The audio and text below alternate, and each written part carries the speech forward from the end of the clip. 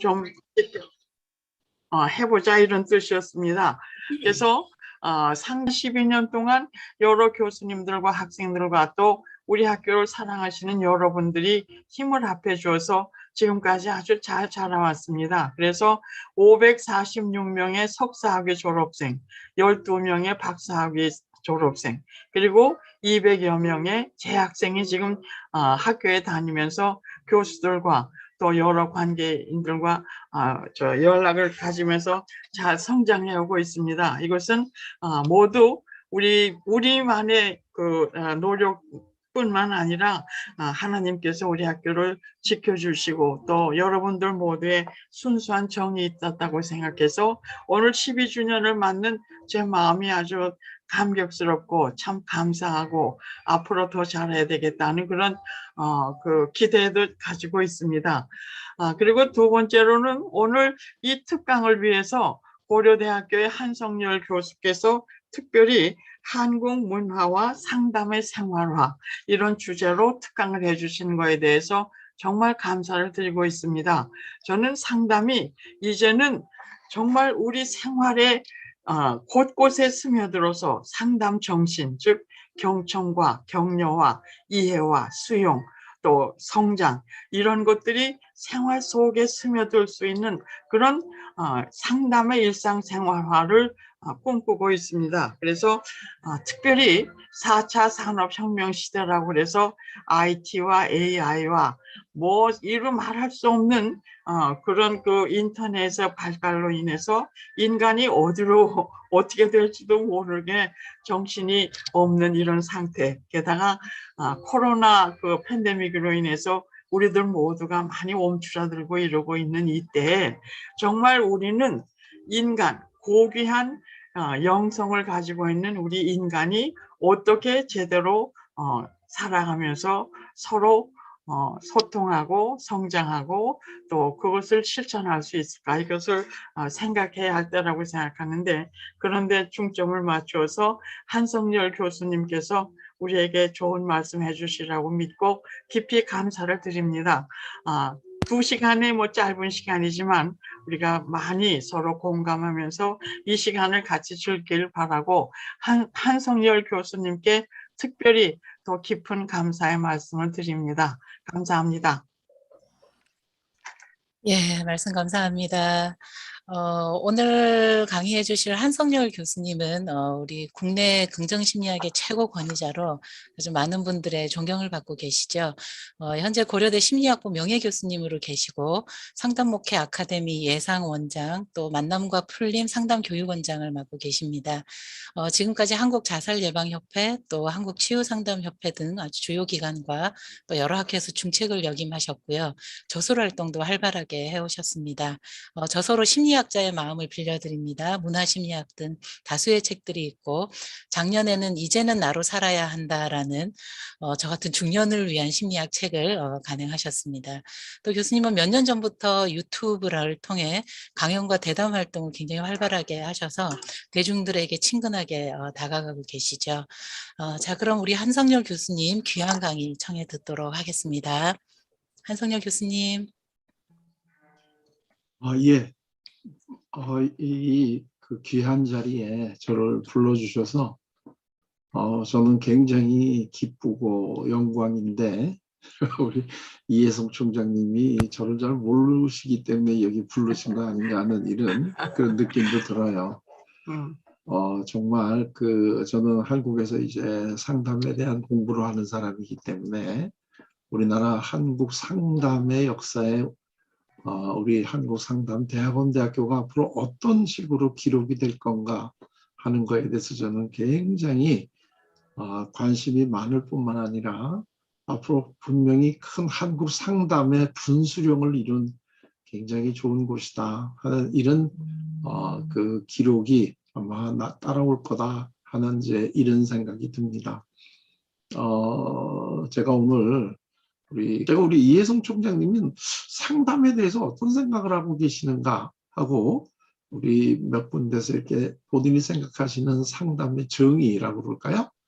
그걸 제가 보면서 많이 아주 놀랐습니다. 이런 말씀을 하신 적이 있더라고요. 상담은 인간의 존재 방식을 도와주는 것이며 이를 통해 인간 정신을 어떻게 순화시키고 잠재 능력을 어떻게 개발하느냐 하는 이러한 문제로까지 확대가 된다. 사실 여러분들 그 심리학자들이 상담 교재를 쓰면서 상담의 정의가 뭐냐 그럼 뭐 내담자와 뭐 상담자가 만나가지고 전문적인 상담자가 뭐 내담자고 또 그저 이런 굉장히 그 기계적인 이러한 그 이 상담의 정의를 많이 내리잖아요. 근데 인간의 존재 방식 이렇게 나가는 그 상담의 정의가 별로 없거든요. 왜냐하면 이 심리학이라는 게 무슨 철학으로부터 독립돼 가지고 자연과학적인 방법을 한다. 그래서 심리학은 과학이다. 이제 이런 식의 생각을 하면서 그렇게 정의를 내릴 때 존재라든가 인간 정신이라든가 이런 식으로 그렇게 소위 그 과학적으로 정의 내리기 어려운 이런 용어를 별로 안 쓰잖아요. 근데 우리 그 이해성 총장님이 그런 그 정의를 내렸다는 걸 보고 이분의 그 상담이라고 하는 게 이런 거구나. 그 깊이와 넓이가 굉장히 넓고 정말 그 밑에는 철학과 인문학이 굉장히 그 바탕이 되어 있는 그러한 그 이 정의를 그리고 그렇게 인간을 바라보고 계시는구나. 이제 이런 생각을 했어요. 그리고 조금 더 이제 심리학적인 거로 이제 상담을 정의하신 거는 이런 것도 있더라고요. 상담학의 근본 목표가 참된 자기를 발견하고 참된 자기 능력을 키우면서 참된 자기 삶을 의미 있게 살아가는 튼튼한 개인으로 성장할 수 있도록 도와주는 데 있다. 이게 튼튼한 개인이라는 것도 굉장히 재밌더라고요. 이 상담의 정의에 여러분 튼튼한 개인이라는 정의 나오는 거 보셨나요? 근데 우리 총장님은 튼튼한 개인으로 성장한다. 이 정의가 저는 굉장히 좋더라고요. 심리학이 사실은 이래야 된다. 심리학의 바탕은 철학인데요. 이게 이제 자연과학적인 연구 방법을 했다 그래가지고 너무나 그 드라이한 이제 이런 거를 우리가 이제 심리학의 정의로 많이 삼잖아요. 행동과학이다 뭐 이래가지고요. 근데 사실은 인간을 이해하려고 하는 노력은 인문학이 바탕이 돼야 되는데 사실 그동안에 한국뿐만 아니라 세계 심리학이 너무 그 인문학적 전통을 일부러 외면해온 이런 상황이 있는데 우리 그 다시 그 심리학의 인간의 이해의 그 본맥을 다시 이으려고 노력을 많이 하시는구나 하는 이제 이런 생각을 했어요. 인문학적 상담이라고 하는 게 우리 한국상담대학원 대학교의 큰 모토다 하는 이야기를 듣고 저는 굉장히 반가웠습니다. 사실 인간 이해는 인문학을 떠나서는 할 수가 없는 거죠. 우리가 보통 이제 뭐 문과대학의 인문학의 문사철이다 이제 이렇게 보통 부르잖아요. 이제 저도 개인적으로 심리학이라고 하는 게 철학에 비교해서는 깊이가 좀 얕고 역사에 비해서는 이해 폭이 좁고 문학에 비해서는 감동의 깊이가 적다. 이제 뭐 이제 이런 식으로 이야기를 하면서 제가 학생들하고 같이 상담 공부를 하고 있는데 우리 그 인문학적인 상담 이거를 모토로 한다 하는 게 저는 굉장히 반가웠고요. 앞으로 우리 그 한국상담대학원 대학교가 그 특색을 살려서 앞으로도 계속 한국 심리학의 비록 규모는 크지 않지만 그 샘물은 이 그 탁한 물 속에 있더라도 항상 그 밑에서 맑은 물이 올라오듯이 그런 역할을 앞으로 해 주실 것이고 또 그렇게 해 주시기를 기대를 합니다. 생활화가 돼야 된다, 일상화가 돼야 된다 하는 이런 생각을 제 나름대로 해왔습니다. 그러면 이제 그냥 우리가 일반적으로 서구 문화하고 한국 문화하고는 어떤 차이가 있고 거기서 배태된 상담의 이론들이 어떤 차이가 있을 수 있는가 하는 거를 그냥 제가 생각한 대로 잠깐 같이 한번 나누어 보도록 할게요. 제가 그 화면 이를 잠깐 이 공유를 하면서 제가 설명을 잠깐 해드리도록 하겠습니다. 한번 시작을 해보게 되면요. 이 서구 문화의 가장 기본적인 특징을 우리가 심리학하고 관계해서 얘기하면 소위 이제 개인주의 문화다. 이제 이렇게 보통 우리가 얘기를 하지 않습니까? 개인주의 문화. 우리가 개인이라고 하면 영어는 이제 인디비주얼인데요. 인디비주얼이라고 하는 거는 다른 사람과 공유되어 있는 부분을 쪼개고 다 더 쪼개가지고 다 버린 다음에 더 이상 쪼갤 수 없는, 그래서 인디바이더블 합니다. 더 이상 쪼갤 수 없는 이러한 거를 중심으로 하는 것이 개인이다. 그래서 이걸 이제 개인주의다. 우리가 보통 이제 이렇게 얘기하고 인디비주얼리즘이다. 이렇게 얘기를 하잖아요. 근데 이제 이 개인주의에서 제일 중요한 게 뭐냐면 나죠. 나. 그래서 이제 그 나라고 하는 이 영어로 얘기하면 I인데요. 이 I는 그래서 우리가 처음 영어를 배울 때 이 저 I라는 거는 대명사인데 유일하게 문장 가운데 들어가도 항상 대문자로 써야 된다. 뭐 이제 이러면서 중학교 1학년 영어 시간에 많이 나오던 거죠. 자, 그래서 이제 이 사람들은 나가 중요하단 말이죠. 그러니까 항상 뭐로 시작할 때는 나로 시작을 한다는 거예요. 우리가 이제 그 미국에 편지를 보낼 때 보면 제일 우리하고 아주 그 문화가 다르다는 것을 금방 알 수 있잖아요. 이 사람들은 예를 들면 저 같으면은 예를 들면 제 이름이 한성열인데 한은 우리 성이니까 이름부터 성열, 이게 이제 저 혼자 쓰는 거죠. 성열, 한. 그 다음에 제가 살고 있는 동네, 그 다음에 이 도시, 국가, 이런 식으로 나로부터 모든 게 출발이 된단 말이에요. 그건 왜 그러냐면 이 사람들한테 의해서는 제일 중요한 게 이 바로 나이기 때문에 이거를 제일 중심으로 생각을 하죠. 그리고 이 나라고 하는 것이 이제 구성이 됐을 때 여기서 제일 중요한 게 이제 소위 영어로 얘기하면 셀프라고 하는 이 자기라고 하는 이게 이제 나를 구성하는 가장 핵심적인 단위다. 이렇게 이제 생각을 하지 않습니까? 그래서 이제 이 그 서양의 이 그 인간 탐구의 가장 근원이라고 하는 그 서양 고대 철학을 놓고 보면 이 고대 철학에서 나는 누구인가 하는 것을 찾아갈 때 가장 그 궁극적 탐구를 한마디로 얘기하면 너 자신을 알아라. 이제 이렇게 되지 않겠습니까? 이게 이제 영어로 얘기하면 know yourself인데요. 너 자신을 알아라. 이게 서양에서 나를 찾아가는 모든 노력의 핵심이 바로 이 셀프를 알아라. 이제 이런 거 아니겠습니까? 너 자신을 알아라. 이게 뭐 소크라테스가 했다는 얘기도 있고 뭐 델타의 신전에 이제 새겨져 있는 문구라고도 하는데 뭐 누가 했던 게 그게 중요한 건 아니고요. 서양에서의 나에 대한 탐구의 가장 핵심을 한말로 한다면 know yourself, 네 자신을 알아라. 이제 이런 거가 되겠죠. 너 자신을 알아라. 이게 이제 서양의 학문의 가장 이제 기본적인 이제 이런 게 되는데요. 이걸 사실 정확하게 우리가 한 번 더 이거를 살펴보게 되면요. 너 자신을 알아라는 얘기를 이걸 뒤집어서 얘기하면 사실 너는 너 자신을 잘 모른다는 얘기 아니겠어요? 만약에 우리가 누구나 다 우리 자신을 정확하게 잘 알고 있다고 한다면 구태여 너 자신을 알아라 하는 이런 이야기를 할 이유가 없지 않겠습니까? 이게 항상 우리가 예를 들면 우리가 이제 그 성경에 기독교에는 십계명이 있고 어디나 다 이제 그 길명이 있는데 예를 들면 그 십계명이라는 게 뭐냐면 우리가 그렇게 그걸 지켜라 하는 얘기는 우리는 일상적으로 그렇게 안 지킨다는 얘기의 그 이 반증 아니겠습니까? 예를 들면 이제 뭐 그 십계명이 이제 인간하고 관계 중에 5번째가 내 부모를 공경하라 뭐 이제 이렇게 나오잖아요. 근데 우리가 자연적으로 모든 자식들이 자기 부모를 공경한다면 내 부모를 공경하라는 게 거기 왜 들어가 있겠어요? 그러니까 내 부모를 사실 우리가 공경을 안 하니까 내 부모를 공경하라 이렇게 돼 있고 우리가 살인을 하니까 살인하지 말라 그러는 거고 우리가 도둑질을 하니까 도둑질하지 말라는 것이지 우리가 그런 거 안 하고 산다 그러면 10개밖에 뽑을 수 없는 그 귀중할 때 이미 일상적으로 다 하고 있는 걸 거기다 집어넣을 리가 없죠. 그러니까 우리가 너 자신을 알아라 하는 얘기는 사실은 너는 너 자신이 누군지 모르고 있는 거야. 이제 이 얘기가 되지 않겠습니까?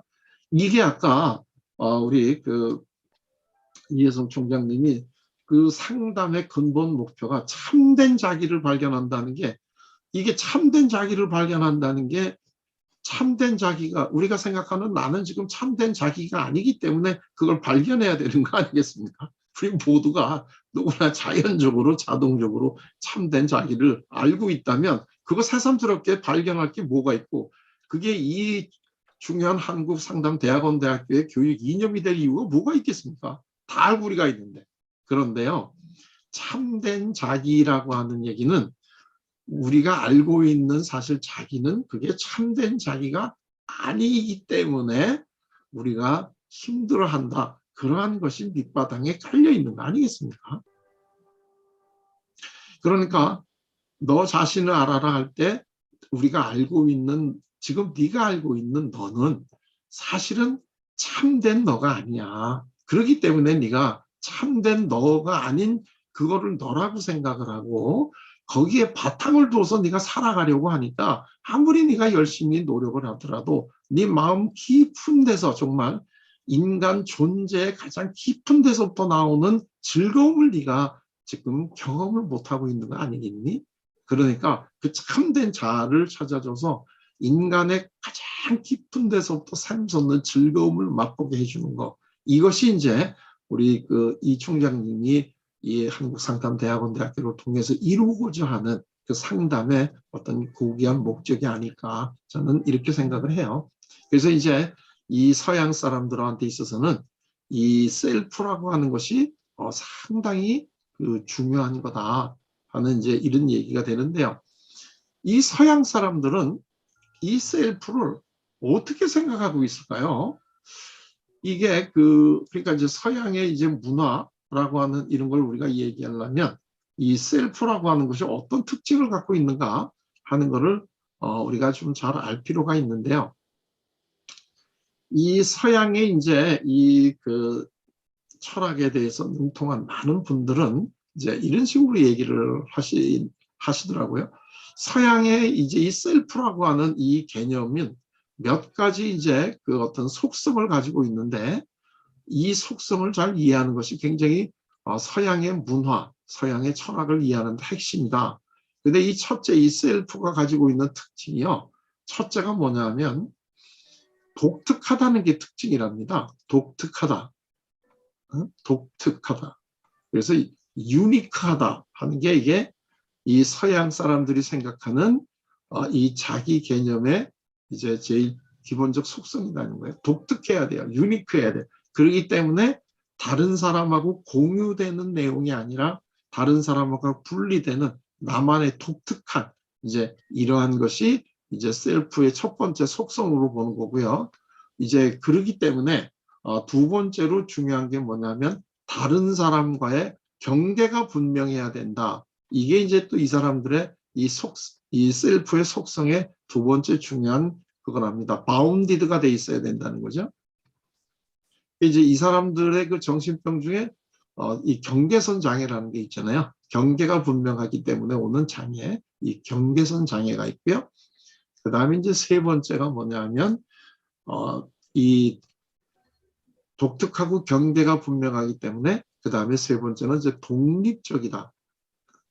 독립적이다. 이제 이런 겁니다. 그래서 이제 인디펜던트하다. 이제 이런 얘기죠. 제가 이게 여기다 글씨 있으니까요. 원래 한석봉이 피를 물려받아서 명필이라고 이름나 있는데 이게 지금 이렇게 잘못 씁니다. 미안합니다. 그런데요. 이게 이제 독립적이죠. 이 서양 사람들이 독립 굉장히 좋아하는 거 우리 다 아시죠. 이 미국에 좀 있어 보신 분들은 미국 사람들이 제일 좋아하는 그 경축이 소위 독립기념일 줄라이 4스인데요. 이때 가면 전국적으로 그냥 이 폭죽을 터뜨리고 굉장히 그거를 이제 이 기념하는 이제 이런 게 되겠죠. 그 다음에가 이제 이 또 하나가 이제 자율적이고요. 오토매틱하다, 오토노미하다 이제 이게 이제 오토노머스하다 하는 게 이제 이 사람들의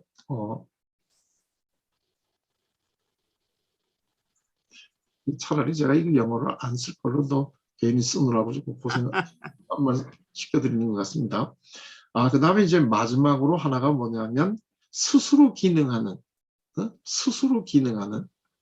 셀프 펑셔닝하는 이제 이런 거다. 이게 이 사람들이 생각하는 자아의 기본적인 속성이랍니다. 그러니까 이 서양 사람들에게 있어서의 너 자신을 알아라 하는 의미는 네가 다른 사람과 이 공유하지 않은 너만의 독특한 것, 이것을 찾아내라.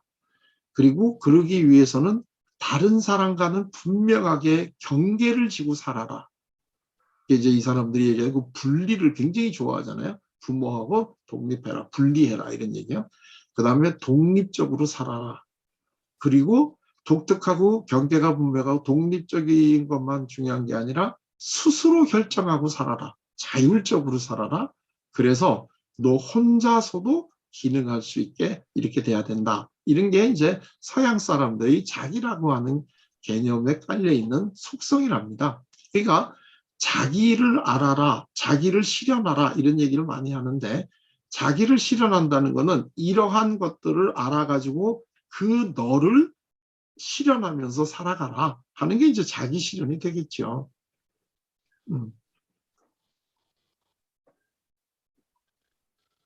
이게 이제 그 서구의 그 개인주의 문화가 가지고 있는 특징이고 이렇게 살아야 된다 하는 얘기입니다. 그 프로이트라고 하는 분 아시잖아요. 프로이트가 이제 나중에는 뭐 삶의 본능, 죽음의 본능 이제 이런 식으로 얘기를 했는데 그 프로이트의 제자로 있다가 프로이트를 떠난 사람들이 여럿 있는데 그 중에 이제 오토 랑크라고 하는 이 굉장히 그 또 하나 아주 중요한 이 프로이트의 제자가 있었습니다. 이 오토 랑크는 프로이트가 정말 아꼈던 제자 중에 하나입니다. 이 오토 랑크는 사실은 이 프로이트의 그 제자들은 거의 대부분이 그 정신과 의사였잖아요. 융이니 뭐 이 아들러니 이런 그 사람들이 전부 다 정신과 의사였고 프로이트하고 같이 이제 정신 분석을 이제 배우고 발전시켰던 이런 사람들입니다. 근데 사실 이 오토 랑크는 이 극작가입니다. 극작가인데 이 사람이 나름대로 그 대본을 쓰면서 인간에 대해서 깊게 생각을 하다 보니까 인간에게는 본인이 의식하지 못하는 어떠한 마음 깊은 데서 사람들의 삶을 끌고 나가는 어떤 힘이 있다 하는 것을 이 사람이 이제 그 문학을 한 사람이니까요. 그래서 이제 우리가 인문학이 중요하다는 거잖아요. 문학을 한 사람이니까 이걸 아주 그 이 문학자, 예술가의 섬세한 감으로 이걸 알았는데 이걸 어떻게 체계화할 수 있는 어떤 그런 거를 배우지를 못했기 때문에 과연 그게 뭘까 하는 거를 굉장히 궁금하게 생각을 하다가 프로이트가 쓴 꿈의 해석이라는 책을 보고 바로 이거다 하는 거를 느끼고 이 오토 랑크가 이 자기가 쓴 작품하고 이 꿈의 해석을 읽고 느낀 그 감상문을 프로이트한테 보냈답니다. 그랬더니 프로이트가 이거를 보고 이 친구가 참 글을 잘 쓰는구나. 근데 이제 프로이트의 주변에 있던 사람들은 다 자연과학을 한 의사들이니까 이 사람들이 글을 잘 못 쓴단 말이에요. 프로이트는 자기 정신분석을 빨리 글을 통해서 많은 사람에게 알리고 싶은데 그래서 오토 랑크를 불러가지고 이제 제자로 삼았는데 이 당시에 그 프로이트의 제자들이 우리 물 흐리지 말아라. 격이 떨어진다. 우리 다 같이 의사인데 어떻게 고등학교밖에 졸업 못한 사람을 이거를 우리 이 서클에다가 집어넣을 수 있느냐 하고 반대를 했는데도 프로이트가 이 오토 랑크를 이걸 이제 불러가지고 그러면 공부시키면 되지 않냐 그래가지고 오토 랑크를 비엔나 대학에 입학을 시켰습니다. 근데 이제 이 오토 랑크는 극작가이기 때문에 이 그 자연과학을 통한 의사의 길을 간 게 아니라 인문학을 이 공부를 하게 프로이트가 이 비엔나 대학에 보내가지고 비엔나 대학에서 심리학과 철학을 공부해가지고 학위를 받은 사람이 이 오토 랑크입니다. 그래가지고 초기에 프로이트의 저자나 프로이트가 만든 이 저술 이 그 저널을 이 오토 랑크가 이거를 이제 많은 이 편집을 했는데 여기에서부터 이제 이 고민이 생기기 시작한 거예요. 그게 뭐냐면 프로이트는 의사고 자연과학적이기 때문에 인간을 바라볼 때 프로이트는 이 그 병든 인간, 그러니까 이 그 병든 몸을 보는 사람이니까 병든 인간. 그래서 프로이트에게는 환자고 이거는 치료고 이제 이런 개념으로 인간을 바라보는 데 비해서 오토 랑크는 인문주의적인 시각을 가지고 바라보니까 인간을 프로이트하고는 자꾸 다르게 보기 시작을 하는 거죠. 그렇게 되다 보니까 점차적으로 이 자연과학적인 출발을 한 프로이트하고 인문학적 출발을 한 이 오토 랑크하고가 간격이 벌어지는데, 이 프로이트가 얼마나 오토 랑크를 아꼈느냐 하면 자기가 굉장히 아끼는 여자 제자하고 오토 랑크하고 결혼을 시켜줄 정도로 굉장히 아꼈던 사람인데요. 이 오토 랑크가 점차적으로 자기 이제 선생님하고 이게 차이가 벌어지게 되니까 그 부인이 가운데서 굉장히 이제 갈등을 하게 됐죠. 스승을 따르자니 남편이 울고, 남편을 따르자니 스승이 울고, 그래가지고 너무나 이게 이제 갈등을 하다가 자기 스승인 프로이트한테 가서 하소연을 했답니다. 내 남편하고 선생님하고가 자꾸 생각이 달라지기 시작하니까 내가 가운데서 굉장히 괴로운데 이걸 어떻게 해결하면 좋으냐. 그랬더니 프로이트가 아주 심플하게 답을 했답니다. 이혼하라고. 그러니까 이게 이제 프로이트가 어떤 사람이냐 하는 이 단면을 보여주는 건데요. 그래서 이제 결국 오토 랑크는 프로이트의 그 서클에서부터 이제 이 추방을 당해가지고 이 유럽에서 살지 못해가지고 미국으로 왔죠. 미국으로 왔는데 그 프로이트가 얼마나 이 오토 랑크를 미워했냐면 미국에 있는 자기 제자들에게 연락을 해가지고 오토 랑크하고 같이 노는 사람들은 전부 다 우리 협회에서 제명이다 이래가지고 오토 랑크는 미국에서도 굉장히 어려움을 겪었던 사람입니다. 근데 이제 역시 이제 남자들이 어려움을 겪을 때 구원은 여성한테서 오거든요. 그 당시에 이제 필라델피아의 그 사회복지학과 교수로 있던 제시카 랭크라고 하는 분이 오토 랑크의 생각이 굉장히 좋아가지고 필라델피아 대학에 교수직을 주면서부터 이 오토 랑크라는 사람의 이 인본주의적인 인문학적인 이게 발달이 됐는데요. 이거를 갖다 그대로 더 받아가지고 발달 계승시킨 사람이 이제 칼 로저스라고 하는 분의 이제 우리가 소위 얘기하는 상담이 됩니다. 자, 그런데요. 제가 여기서 얘기하려고 하는 건 뭐였느냐 하면 이 오토 랑크는 인간에게는 두 가지 기본적인 두려움이 있는데 하나는 삶의 두려움이 있고 또 하나는 죽음의 두려움이 있다. 이게 이제 이 사람의 이제 기본적인 생각인데요. 근데 이제 이 죽음하고 이 삶의 이게 뭐냐 이거를 얘기하는데요. 이 오토 랑크에 의하면 이 그 삶이라고 하는 거는 다른 사람과 구별되는 자기만의 개성을 가지고 살아가는 것이 삶인데 이렇게 살아가기를 원하지만 우리가 두렵다는 거예요. 왜냐하면 그러면 이게 굉장히 불안하고 외롭고 다른 사람으로부터 소외될 거에 대한 두려움이 있기 때문에 자기 자신의 삶을 살아가야 되지만 이게 두려움이 있고 그렇기 때문에 결국 사람들은 이 다른 사람과 같이 가려고 하는 다른 사람과 하나가 되려고 하는 이러한 경향을 가지게 되는데 그거는 사실은 죽음이라는 거예요.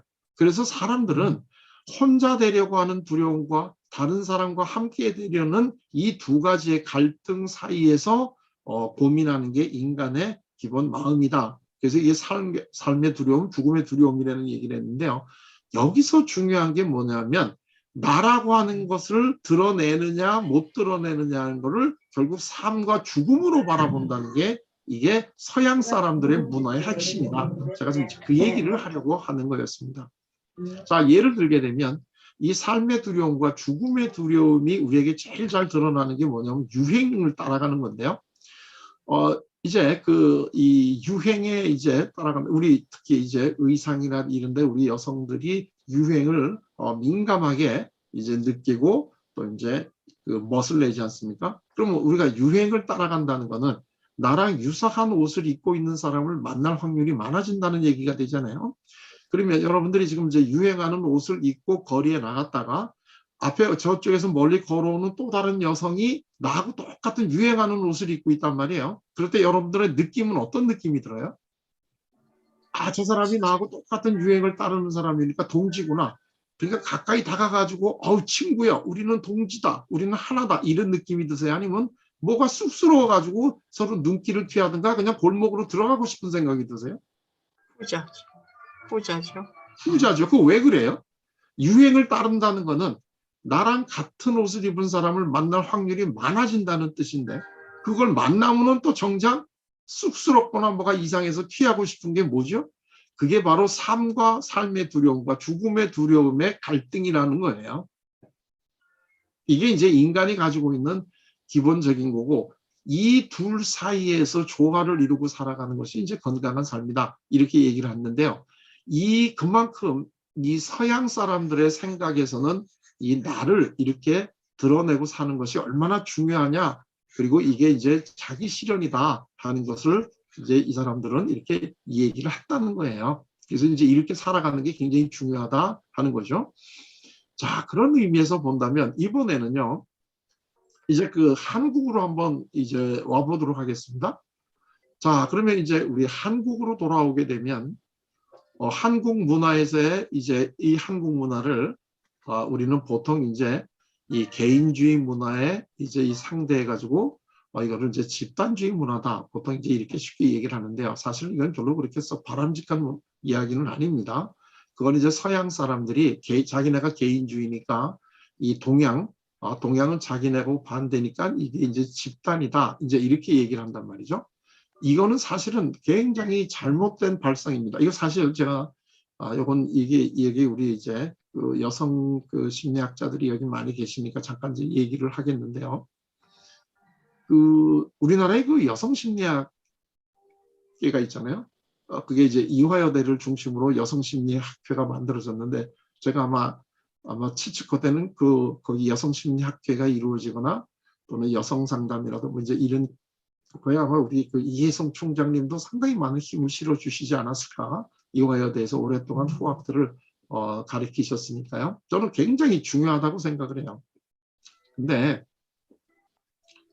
그 한때 이제 그 저희 선배 되시는 그 최상진 교수님이라고 이제 사회심리학을 하신 분이 있어요. 아마 그 이혜성 총장님은 서로 아실 것 같은데, 이분이 여성 그 심리학회의 회장을 한번 지내신 적이 있습니다. 되게 여성 심리학은 거의 회장님이 여성이었는데, 근데 이제 이분이 그 여성 심리학회의 회장이 되고 나신 다음에 느닷없이 저보고 그 이사를 하라는 거예요. 여성 심리학회. 그래서 저는 여성 심리에 대해서 이렇게 사실은 별로 그렇게 그때까지 관심이 없었기 때문에 나는 거기 이사를 할 그 자격이 못 되는 사람입니다.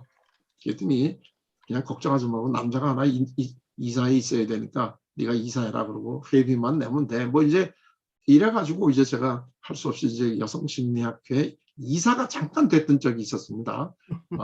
사실 이 자리를 들어서 굉장히 본인은 아니었지만 하여튼 굉장히 죄송하다 이제 이런 이야기를 드리고 싶은데요. 네.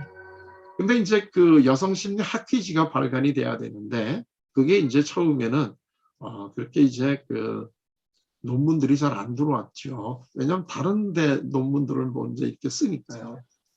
그러니까 이제 그 여성심리학회 학습위원 위원장 되시는 분이 저한테 얘기를 해가지고, 아니 이사님까지 됐으니까 우리 여성심리학회 그 논문을 좀 빨리 실어라 이런 얘기를 하는데요. 그래서 저는 여성에 대해서 연구를 한 적이 없습니다. 저는 여성들하고 노는 걸 좋아하지 여성들을 연구하는 걸 안 좋아합니다. 이제 그렇게 제가 얘기를 했더니, 아니 여성하고 남성하고 이렇게 성 차이를 본고 여성이 들어가는 거는 좀 더 여성 심리학에 들어갈 수 있으니까 내달라 이제 이런 얘기를 하시더라고요. 그래서 제가 이제 그때 이거는 아니지 않나 하는 이제 이런 생각을 했어요. 왜 그러냐면은요, 우리가 이제 보통 그 남성성 여성성 이제 이런 연구를 많이 하지 않습니까? 근데 이 남성성 여성성을 이걸 어떻게 우리가 이거를 이 검사를 만들어 가지고 측정을 하나요? 이게 되게 이제 이걸 만든 게 이제 남성들이잖아요. 남성이니까 예를 들면 본인들 거를 쭉 정리해 본단 말이죠. 그러니까 예를 들면 남자는 독립적이다 이렇게 이제 얘기를 하게 되면 그럼 여성도 뭘 해야 되는데 반대로 한단 말이에요. 근데 그러면 여성은 의존적이다 이렇게 하면 안 되니까 여성은 협조적이다 이제 이런 식으로 이렇게. 그다음에 이제 남성이 이제 이성적이다 이렇게 얘기하면 여성들은 감정적이다 이제 이러면서 여기 이제 정서적이다. 그다음에 이제 이 남성들은 뭐 자기주장적이다 이제 이렇게 얘기하면 여성들은 자기 주장을 안 하고 소극적이다 이렇게 해야 되는데 그렇게 하게 되면 좀 별로 마음에 안 드는 거니까 자기 주장을 하지 못하고 예를 들면 뭐 다른 사람과 예를 들면 조화를 이룬다 뭐 이제 이런 식으로 남자들을 자기 특징을 먼저 이렇게 쭉 나열을 하고 난 다음에 거기에 반대를 해놓은 다음에 이게 여성성이다. 이렇게 해가지고 남성성, 여성성을 만든단 말이죠. 그런데 이런 여성이 존재하나요? 이거는 말이 안 되죠. 이거는 우리가 소위 통계를 할 때 이게 더미 베리어블이에요. 이 그 두 개가 있어야 되는데 이 그 모양새가 두 개가 있어야 되는데 하나밖에 없을 때는 하나를 중심으로 놓고 한 다음에 거기에 반대를 만들어 가지고 이걸 여성적이다 이제 이렇게 얘기하니까 이게 이제 여성적 특징은 협조적이고 정서적이고 뭐 이제 이런 식으로 이게 되는데요. 이런 여자가 어디가 존재합니까? 이거는 남자의 반대인데 여성은 남자의 반대가 아니죠. 하려고 그러면 남성이 독립적이면 여성도 독립적인데 서로 독립적인 것이 나타나는 성향이나 행동이 약간 다를 수는 있겠지만 남자가 독립적이면 여자가 협조적일 당연히 그럴 이유가 없는 거죠. 그러니까 이런 식을 갖다가 여성성이다 이렇게 바라보게 되면 이런 여성은 존재하지 않는 이거는 남성 위주의 허구의 여성이 존재한다 이제 이런 얘기가 되는 거예요. 그런 의미에서 사실 여성성이라고 하는 것을 정확하게 하려면 이 남성이라는 걸 이걸 버려버리고 여성 중심으로 여성의 특징을 철저하게 하고 난 다음에 그거를 재는 척도로 만드는 게 이게 이제 진짜 여성적인 이러한 성향을 우리가 알아낼 수 있는 건데요. 이 그 서양 사람들이 이제 이런 식으로 얘기를 한단 말이에요. 그러니까 이 그 자기네들이 개인적이니까 이제 동양은 집단적이다. 이제 이런 식으로 얘기를 하고 이 그 이분법적으로 사고를 하는데 이거는 굉장히 아쉬운 거다 하는 얘기고요. 그런 의미에서 본다면 한국은 또는 동양은 뭐라고 얘기하는 게 좋으냐면 관계중심주의다. 이제 이렇게 부르는 것이 훨씬 더 이 바람직하지 않나 하는 이제 이런 생각을 해요. 자, 그런데요. 그러면 이 둘 중에서 약간 우리가 이제 편하게 해서 이렇게 얘기를 해보면 서양의 개인주의에서는 이 주어가 나잖아요, 나. 그러면 이 그 관계중심주의에서의 주어는 뭘까요? 한국 사람들한테 있어서 주어. 우리. 예, 그렇죠. 이거는 우리입니다. 우리. 한국 사람들에게는 나라는 개념이 이게 별로 중요하지 않고 이게 우리라는 개념이 되는 거예요. 그러니까 예를 들게 되면 그 한국 상담대학원 대학교는 우리 학교야 이렇게 얘기하죠. 이 상담대학원 대학교는 나의 학교야. 우리 이렇게 얘기 안 하지 않습니까? 이거 우리 집이야.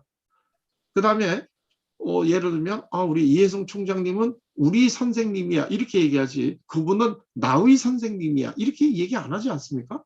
우리 어머니 이렇게 얘기하고 우리 아버지 이렇게 얘기하지 않습니까? 그러나 사실 이걸 정확하게 우리가 얘기하면 나의 아버지, 나의 어머니 이렇게 돼야 되는 게 맞죠? 논리적으로는. 근데 우리는 전부 다 이걸 우리라고 하는 표현으로 씁니다. 우리 학교, 우리 선생님까지는 그래도 괜찮잖아요. 자기 남편 보고 뭐라 그래요? 우리 남편이야 이렇게 얘기하면서 마치 우리가 이 일처다부 막 일부 다처같이 우리 남편이야 뭐 우리 부인이야 이렇게 복수형으로 쓰지 않습니까? 그러니까 얼마나 이 한국이라고 하는 나라는 이 우리라고 하는 거를 강조하는 문화인가 하는 거를 아주 정확하게 이게 우리가 알 수가 있습니다. 이 영어를 맨 처음에 배울 때요. 예를 들면 제가 영어를 배울 때는 I'm Tom, 뭐 You are Mary 이제 이런 거를 갖다가 우리가 이제 영어로 맨 처음에 배웠거든요. 이게 영어 책에 이제 따라서는 I'm John, 뭐 You are Jane, 뭐 이제 이런 것도 있고요. 하여튼 I'm Tom, You are Mary 이렇게 이제 배웠는데요. 한국은 어떻게 배웁니까? 지금 우리나라 우리나라 초등학교 1학년 1학기 국어 이 교재가 뭐라고 돼 있는 줄 아십니까? 제가 아마 우리 이혜성 총장님은 이 느낌을 오실 거예요. 그 국어 교사를 하셨다고 그러고 국어가 얼마나 이게 중요한가 하시다가 이제 상담을 공부하셨다고 하는 그걸 제가 듣고 굉장히 재밌었는데요. 이 초등학교 1학년 들어가는 애들, 그러니까 이제 공식적으로 이제 국가가 이제 그 제2세 교육을 담당하는데 여기 국어 교재에 제1이 우린 뭐라고 돼 있냐면 나, 너, 우리 이렇게 되어 있습니다. 나, 너, 우리. 이게요. I'm Tom, you are Mary 이렇게 가리키는 사람들하고 나, 너, 우리 이렇게 가리키는 거하고 이거 좀 굉장히 차이가 난다는 거 이제 좀 아시겠습니까? 나는 누구야? 너는 누구야? 이거는 중요하지 않아요. 나하고 너는 뭐를 하는데 중요하냐면 결국 나하고 너하고 만나서 우리가 된다라고 하는 하나의 요소로서의 나와 너가 존재할 뿐인 게 한국 문화다 이제 이런 얘기입니다. 나, 너, 우리 이렇게. 그 다음에 나오는 게 아버지, 그 다음엔 아버지, 우리 아버지 이렇게 나옵니다. 아버지, 우리 아버지. 그 다음에 나오는 게 어머니, 우리 어머니. 그 다음에 아가, 우리 아가. 그 다음에 아버지, 어머니, 아가, 나, 우리는 가족. 이렇게. 여기 이제 그 다음에 아버지, 우리 아버지. 여기 이제 아버지가 나오고요. 그 다음에 우리는 가족. 이게 이제 초등학교 1학년 1학기 국어 제일 첫 번에 가르쳐주는 이게 한국의 문화의 핵심이 아주 심플하게 여기 이렇게 다 표현이 됩니다. 한국은 우리라고 하는 걸 중심으로 하고 가부장적이고 한국은 굉장히 가족 중심주의다. 이제 이게 아주 분명하게 이제 드러나는 게 이게 이제 한국 그 교과서를 보면 아주 정확하게 알 수 있다는 거예요. 그렇기 때문에 나와 너 이렇게 얘기하는 거는 이거는 우리는 어색한 거고 우리 이게 가장 기본적인 단위인데요. 우리가 되기 위해서는 이 그 나와 너의 이 셀프가 드러나면 될까요? 안 될까요? 나는 탐이고 너는 메리야. 그러면 우리가 안 되죠. 그래서 한국 이 문화에서는 이 탐, 메리 이거는 전부 다 없애버려야 된다는 거야. 남는 것은 요거만 남아야 되는데 요게 이제 위가 된다는 거죠. 자, 그래서 한국 사람들에게는 소위 서양 사람들이 얘기하는 이 셀프라고 하는 이 개념이 발달되기가 굉장히 어려운 거고 발달이 되면 오히려 이 사람은 도태가 되거나 어떤 집단에서부터 소외시 되는 이런 문화적인 전통을 한국은 가지고 있다는 거예요.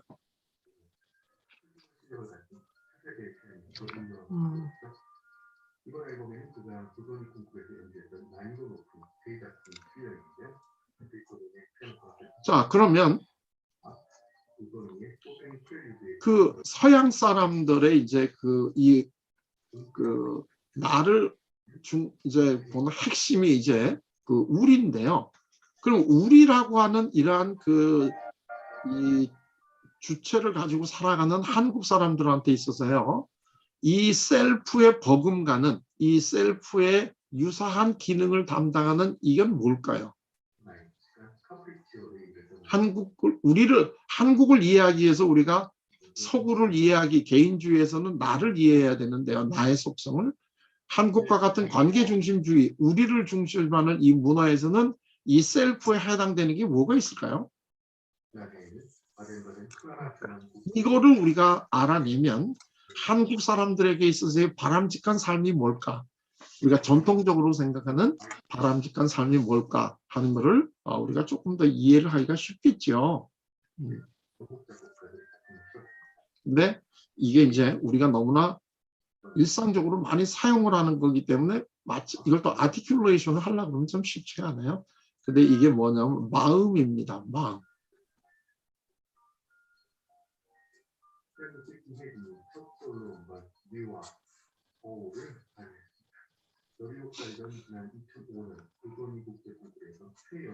그래서 이 한국, 이 서양 사람들에 있어서의 어떤 인간의 본성이라든가 또는 인간 간의 관계 이러한 것들을 이해할 때는 항상 이 마음이 중심으로 들어갑니다.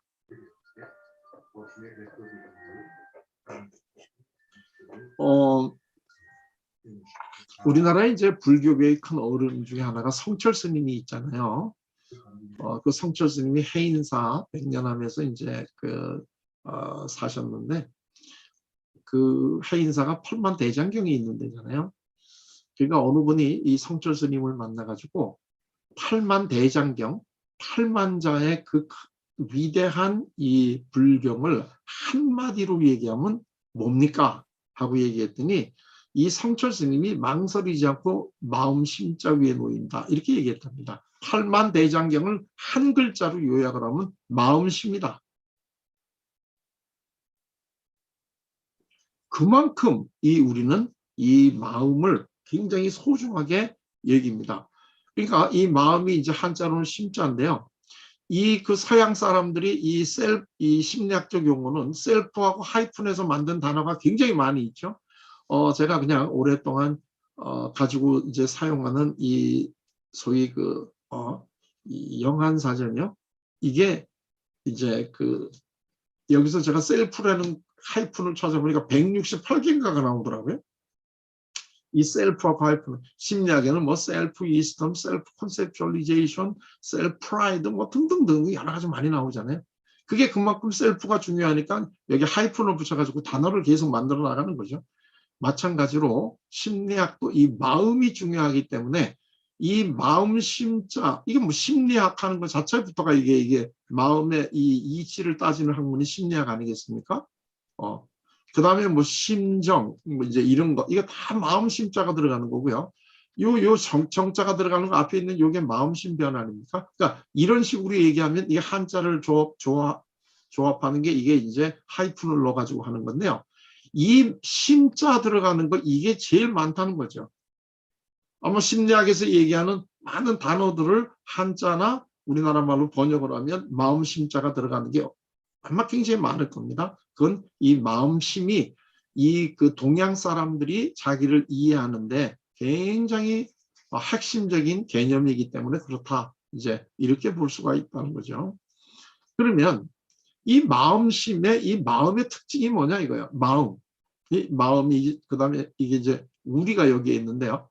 우리 마음은 우리의 이제 마음이 되는 거예요. 나의 마음이 아니라 이제 우리의 마음인데요. 그러려면 이 마음의 특징은 뭘까요? 예. 이게 이제 가장 기본적으로 달라지기 시작을 하는데요. 서양에서의 셀프는 다른 사람하고 구별되는 나만의 독특한 점인데 한국에서는 그거는 없애버려야 될 거고요. 제일 중요한 게 뭐냐면 마음은 어때야 되는 거냐? 마음은 통하는 거예요. 통하는 것.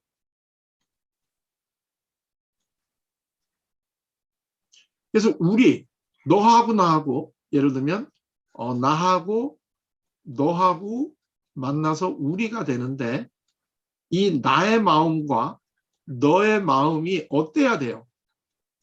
나의 마음과 너의 마음이 서로 통해가지고 우리 마음이 하나가 돼야 된다는 게 한국 사람들이 가지고 있는 굉장히 중요한 삶의 본성이다. 그렇기 때문에 한국 사람들에게는 우리가 쉽게 얘기하는 게 뭐예요? 우리가 남이가 이런 얘기죠. 우리는 하나다. 하나라면 어떻게 돼야 돼요? 나의 마음과 너의 마음이 통해야 되잖아요. 나의 마음과 너의 마음이 통하려면 너하고 나하고 마음에 다른 거는 없애버리고 공통점을 우리가 찾아가지고 너하고 나하고는 통하자. 이게 굉장히 중요하다는 거예요. 그래서 우리나라 사람들의 그 부부 관계에 제일 바람직한 게 뭐예요? 일심동체 아니에요. 일심. 마음이 하나여야 된다는 거예요. 그런데 여러분들도 아시다시피 서양의 심리학자들이 얘기하는 사랑의 정의에는 꼭 분리돼 있지만 꼭 전제가 들어가요. 분리돼 있지만 하나가 되는 것. 예를 들면 에릭 프롬이라고 하는 분이 The Art of Loving이라고 하는 책을 썼잖아요. 이 The Art of Loving이라고 하는 책에서의 사랑의 정의가 뭐예요? Unity without uniformity. Unity without uniformity. Unity는 통일됐고 뭐 하나 됐다는 뜻이겠죠. Uniformity는 뭐예요? 유니폼은 아니 되는 거예요. 같지는 않다는 거예요. 그러니까 이 사람들에게는 아무리 부부간에 사랑을 한다고 하더라도 유니포미티는 아니면서 유니티가 항상 이렇게 분리되어 있다라고 하는 것을 전제로 하나가 되는데 한국이나 동양에서는 일심이에요. 일심. 마음이 하나야. 일심. 그거는 우리의 마음은 서로 통해야 된다는 거예요. 통해야 되기 때문에 한국 사람들에게 있어서는 이 독특하기보다는 서로 공통적인 거. 경계가 분명하기보다는 경계가 허물어진, 흉허물이 없는 거.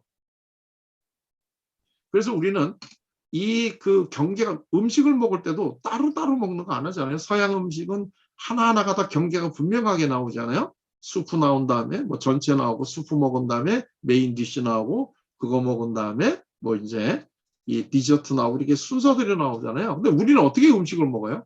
예를 들면 우리가 무슨 뭐 맨 처음에 물 주면 물 먹고 좀 기다리고, 국 주면 국 먹고 난 다음에 조금 있다가 밥 주면 밥 먹고, 그 다음에 반찬 주면 반찬 먹고, 이렇게 안 먹죠. 우리 그렇게 먹을 수가 없죠. 한꺼번에 다 같이 한 상에 나와서 서로 통해 가지고 이걸 갖다가 여러 사람이 둘러 앉아 가지고 먹다 남은 거 다 그 양푼에 넣은 다음에 비벼 가지고서 같이 먹는 거. 왜냐면 우리는 하나니까 이제 이렇게 먹는단 말이죠. 그래서 이제 한국 사람들은 음식 먹을 때도 국밥 말아주잖아요. 국밥이라는 게 뭐예요? 밥하고 국하고가 이렇게 말아 나오는 게 기본인데, 이걸 이제 또 별로 싫어하는 사람들을 위해서 할 수 없이 따로따로 주는 게 따로 국밥 아니에요. 그러니까 이런 식으로 우리는 하나로 만들어서 통하는 게 중요하니까 경계가 분명해야 돼요. 예. 아마 모르긴 몰라도 이 서양 사람들의 이 경계선 장애 정확하게 우리 한국 사람들에게 갖다 대면 한국 사람들이 굉장히 친한 사람들끼리 관계는 경계선 장애 많을걸요.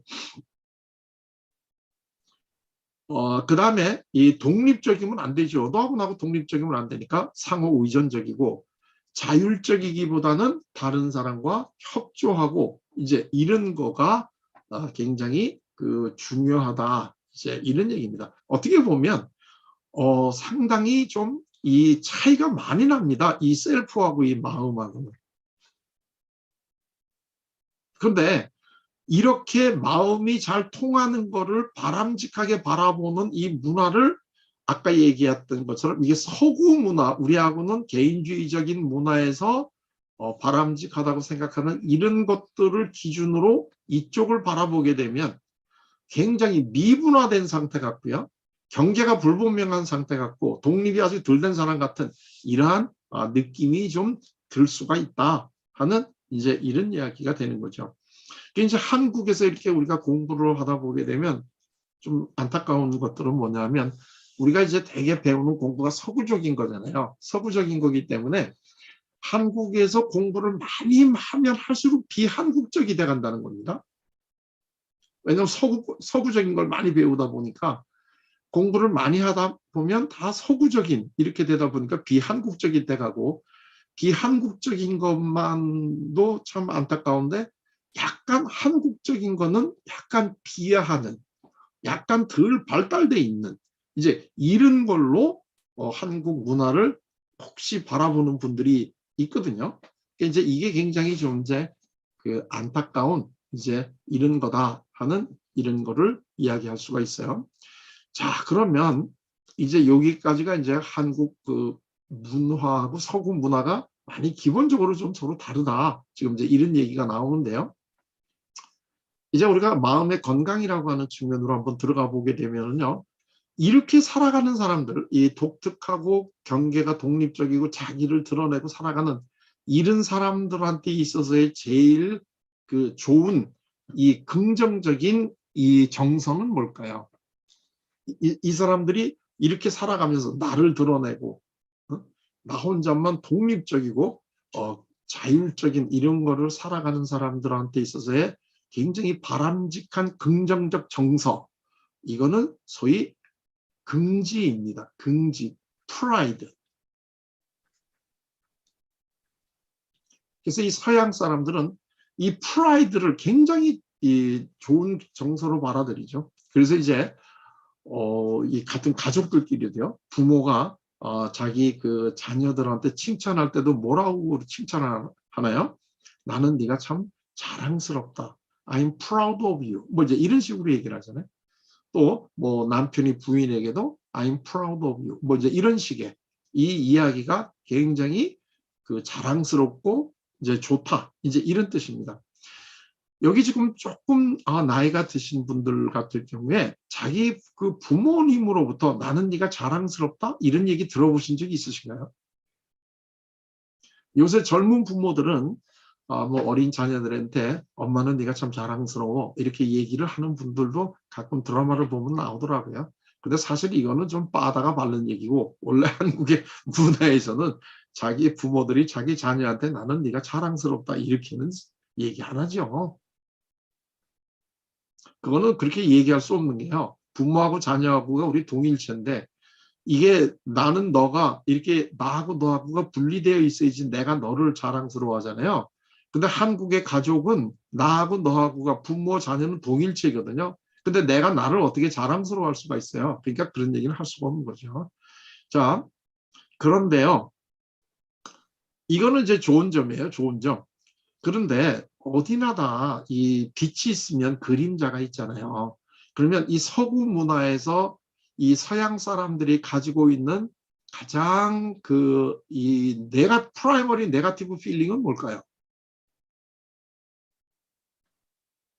항상 혼자이고 항상 내가 독립적이고 자율적으로 내가 결정을 해야 되고 그 선택에 대한 거는 내가 책임져야 되고 이렇게 살아가는 사람들이 느끼는 가장 부정적 대표적인 거. 예, 그거는 불안입니다. 불안. 불안하죠. 혼자 있으니까 불안하지 않겠습니까? 그래서 서양에서 나오는 거의 대부분의 마음의 건강하고 관계되는 이론들은 항상 부정적 정서, 그래서 낮추거나 없어야 되는 정서의 가장 대표적인 게 불안입니다. 그러니까 이 불안이라고 하는 것이 왜 서구에서 나오는 정신의학에서 이렇게 많이 나오는가 하는 그 이유를 우리가 좀 알 필요가 있다는 거죠. 혼자니까요. 이게 두렵죠. 뭐 어떤 분이 그 성경에 이 두려워하지 말라가 몇 번 나오나 하는 걸 보니까 성경에 두려워하지 말라는 게 365번이 나온답니다. 성서에. 그래서 이제 1년 내내 두려워할 필요가 없다. 365번이 나오니까요. 근데 이제 4년에 하루는 좀 두렵다. 뭐 이제 이런 얘기를 웃으면서 하는데. 자, 이게 불안. 그러니까 이 마음의 건강을 하는 많은 측정하는 검사 중에 많은 게 불안 검사죠. 불안 검사. 그래가지고 상담실에 가면 제일 먼저 이제 나오는 검사 중에 불안 검사, 뭐 이제 이런 것들이 이제 나오는 거죠. 근데요, 우리 한번 이제 솔직히 얘기를 해볼까요? 여러분들 사시는데 그렇게 불안하십니까?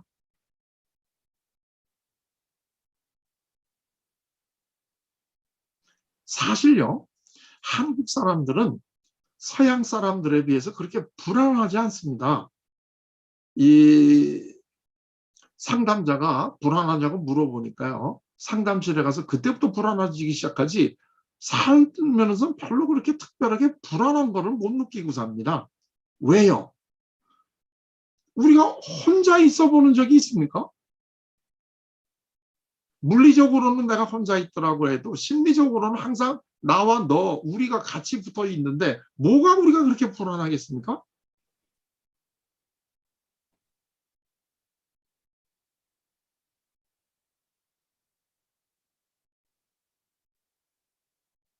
그러면 이런 식으로 우리가 한번 따져본다고 한다면요. 이렇게 관계를 중심으로 이렇게 살아가는, 우리를 중심으로 살아가는 이 한국 사람들이요. 한국 사람들에게 있어서의 가장 이 긍정적인 정서, 삶에서 긍정적인 정서가 뭘까요? 그거는 이 사람들이 불안하면 우리는 불안 안 한 거잖아요. 그래서 우리가 제일 중요한 정서적인 거는 뭐냐면 심리적 안정감입니다. 한국 사람들은 이 심리적인 안정감이 굉장히 높습니다. 그래서 이제 한국 사람들을 얘기하는 특징 중에 하나가 낙관주의 아닙니까? 낙관주의. 이 낙관주의라는 게 안전할 때 사람들이 낙관적이 되잖아요. 근데 이제 이게 한국 사람들을 얘기할 때는 여기가 이제 괄호하고 좀 붙어야 됩니다. 비현실적인. 이제 한국 사람들의 문화적 특징을 하나 얘기하자면 비현실적 낙관주의입니다. 이유 없이 낙관적이라는 거죠. 그게 이유는 왜 그냥 우리로 있으니까 내가 힘들면 너가 나를 도와줄 거다라고 하는 거 우리 다 알고 있기 때문에 우리는 서로 너하고 나하고 통하니까 우리는 비현실적 낙관주의고 안전감을 느낀다라고 하는 게 이 우리나라 사람들이 느끼는 이 긍정적 정서의 가장 대표적인 거다 이런 얘기입니다.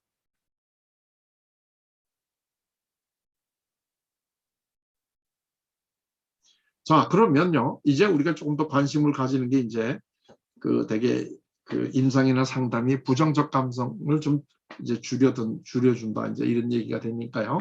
이 한국 같은 이런 나라에서 예를 들면 이 불안에 대응하는 이 부정적 정서는 뭘까요, 이거?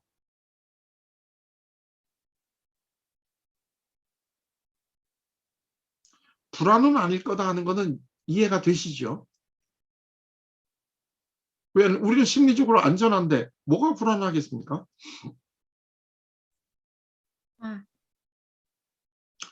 자, 그렇습니다. 자, 이제 이걸 우리가 한번 이제 찾아보도록 할게요. 이 한국 사람들은 우리라고 하는 개념으로 살아갑니다. 나하고 너하고는 우리야. 이렇게 살아가면서 우리는 하나니까 내가 이제 양보도 하고 또 이제 상대방한테 이제 주도권을 기꺼이 맡기기도 하고 이제 이렇게 살아가는데 어느 날 너가 나하고 하나라고 느꼈는데 너가 어느 날 하나가 아닌 거예요. 내가 이렇게 딱 살면서 느낌이. 이때 어떤 느낌이 오나요? 우리라고 생각하고 우리는 하나라고 생각하고 살았는데 알고 보니까 저 사람이 우리가 아니야. 그리고 완전히 나하고는 분리된 개인주의적으로 생각해. 그럴 때 우리가 느끼는 이 감정이 뭘까요? 배신감 같은 게 분노. 그렇죠. 그때 많이 느끼는 게 이제 그 섭섭함. 그래서 이게 제가 어제 우리 이혜성 총장님이 저도 굉장히 좋아하는 얄롬의 책을 9권을 번역하셨다는 걸 보고 제가 깜짝 놀랐습니다. 야, 정말 한국의 그 얄롬에 대한 전문가가 여기 계신 거를 내가 몰라. 어떤 한 사람의 저서를 9권을 번역을 했다는 건 거의 아마 이제는 정말 마음이 이제 통할 겁니다. 자, 그런데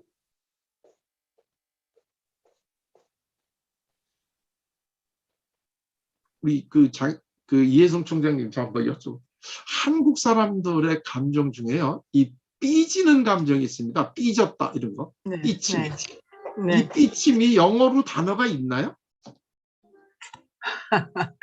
글쎄요. 딱히 잘 모르겠네요. 삐친다. 예. 근데 우리는 야, 너 삐쳤구나. 뭐 이제 이런 얘기 이거 많이 하거든요. 삐진다, 삐친다. 네. 근데 이게요. 영어로 그렇게 번역하기가 어렵답니다. 이게. 맞아요. 없네. 이렇게. 왜냐하면 서양 애들은 삐치는 적이 별로 없거든요. 이게 삐쳐요. 이게 이제 요즘에 이제 심리학을 공부하러 외국에서도 많이 유학으로 옵니다. 이제 제가 있었던 제가 이제 두 가지 전공이거든요. 원래가 하나가 이제 상담 심리고 또 하나가 이제 문화 심리입니다. 그래서 제 전공을 크게 뭉뚱그리면 심리학적으로만 보면 한국 문화에 맞는 상담은 과연 뭘까? 이게 이제 제가 그냥 생각하고 있는 주제 중에 하나인데요. 근데 이제 외국에서 이제 여러 사람들이 이제 저희 문화 심리 전공에 오는데 이 사람들이 한 가지 좀 이해를 못하는 게 뭐냐면 한국의 여학생들이 이 남자친구나 남편에게서 생일 선물을 받고 난 다음에 굉장히 이 삐져 있는 거를 보곤 이해가 못합니다. 그래서 이제 너 왜 기분이 나쁘냐 그랬더니 남편이 자기 마음을 몰라주고 지금 이 선물을 줬다는 거야. 그럼 이제 서양 애들은 꼭 뭐라고 얘기하느냐면 너 남자친구한테 이번에 어떤 선물을 받고 싶다고 네가 얘기했니 안 했니? 근데 안 했다 이거예요. 그렇다면 그건 네 잘못이지. 네 남자친구가 네가 이번에 뭘 받고 싶은지 어떻게 알겠냐. 그건 네가 얘기했어야 되지. 이렇게 얘기한다는 거예요. 이게 이제 이 경계가 분명한 애들이 가지고 있는 생각이거든요. 내가 뭘 갖고 싶은 걸 상대가 어떻게 알겠어요. 내가 얘기를 해줘야지. 그런데 그럴 때 한국 사람들은 뭐라고 얘기를 해요? 알아서 줘야지, 알아서 내 마음을. 그걸 내가 어떻게 뭘 달라고 얘기를 하냐. 그거는 옆구리 찔러서 절박이기 때문에 그거는 이 사람이 나를 사랑하는 게 아니야. 이렇게 우리는 생각을 한다는 거예요. 알아서 줘야 돼. 왜? 우리는 이심전심으로 일심이니까. 이럴 때 우리가 삐치는 감정이 나온다는 거예요. 그러니까 이런 섭섭함, 삐치는 거, 이런 거는 참 이 영어로 또는 서양 사람들이 이해하기를 굉장히 어려워해요. 그렇죠. 자, 그리고 또 하나가 억울해요. 억울하다는 거. 이 보통 자꾸 한국 사람들이 참 이제 뭐 우울하다 이렇게 얘기하는데 한국 사람들은 사실 우울한 것보다는 억울합니다. 우울한 거하고 억울한 거하고는 다른 감정입니다. 자, 이런 것들이 한국 사람들에게는 제일 많이 느끼는 부정적 정서예요. 우리가 하나인 줄 알았는데 저 사람이 나하고 하나가 아니라는 거.